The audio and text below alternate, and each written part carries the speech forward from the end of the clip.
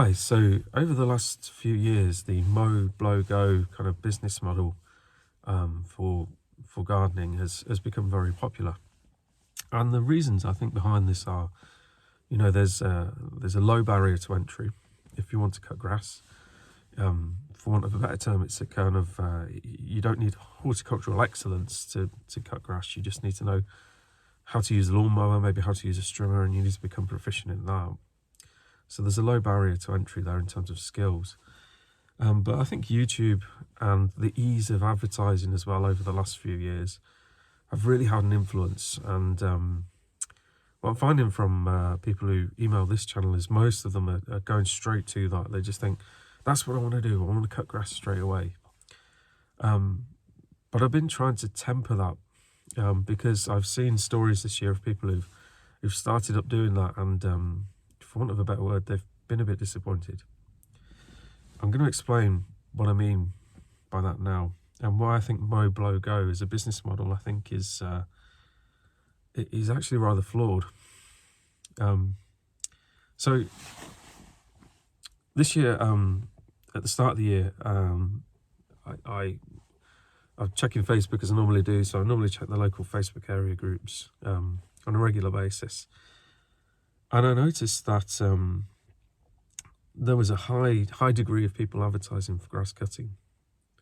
Very high degree of people advertising for grass cutting. So I must have seen 20 or 30 adverts over March for what seemed to be new companies who were advertising to do grass cuts. And then more recently, I think back in August, if I remember correctly, I saw a Facebook post from a lady who'd advertised, and she said, I want to have my front and back lawn cut. Now, they're both very big lawns, okay? So I'd estimate that it would have been at least an hour and a half, 2 hours work. And she'd put a price on there of £20 for doing that work. And she got over 30 responses to that Facebook post.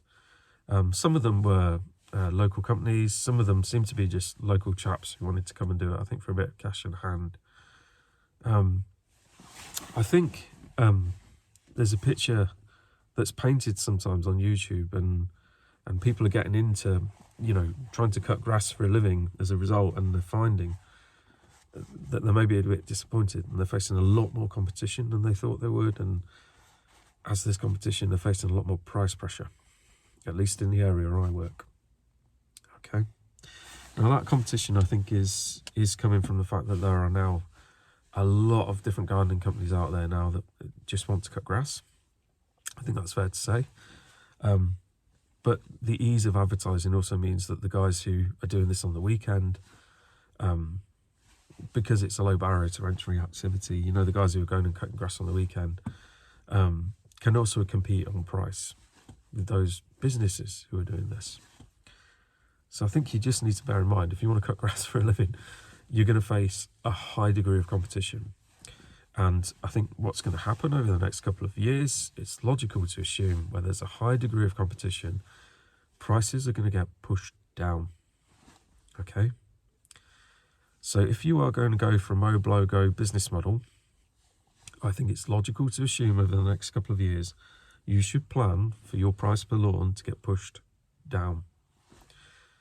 You need to bear that in mind, because there is such a high degree of competition for that, at least in the area I work. I mean, let me know if your area is different, but it feels like that competition is having an effect on prices.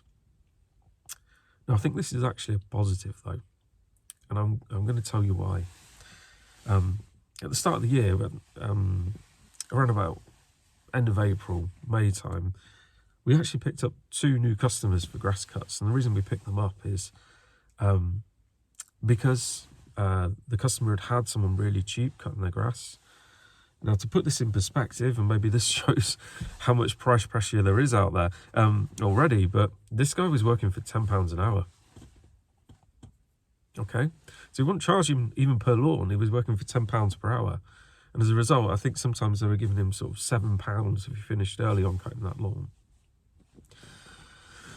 Now, the only trouble with that was maybe he wasn't keeping his machinery in the right way. Maybe he didn't really have the proper knowledge that he did need to be looking after the grass. But unfortunately, the grass at the customer's property, when he started, it did a weekly cut, and it began to look not so good. So it wasn't what the customer was used to with decent stripes.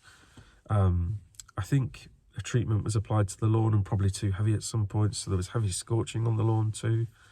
And I think that's a lesson for the customer, and I think there are customers out there now who are learning this, is that the old mantra, buy cheap, buy twice.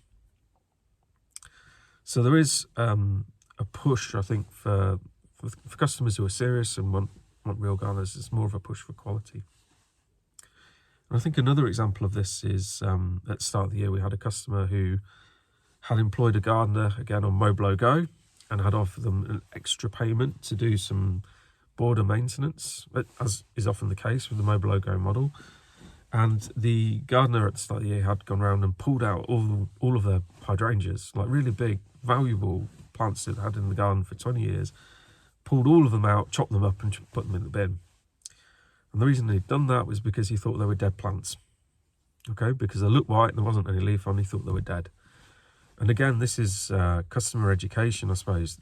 The customers out there are experiencing what it's like to go with someone cheap who doesn't have knowledge. And I think that's actually a positive in the long run for this industry. And I think YouTube as well is going to help with that a lot. Customers on a daily basis now are seeing what good work actually looks like. They're seeing what a really well-cut lawn actually looks like. They're seeing what a really well-maintained border looks like, and they're developing knowledge of plants through things like Gardener's World. It's become really popular. And I think there's a general trend, and there will be over the next couple of years, towards the quality of the service. Okay? So whereas in the past, I think gardening's just been about finding someone who can get it done, I think what we need to plan to do in the next couple of years is how are we going to deliver the quality of service and the knowledge that the customers want. Thank you.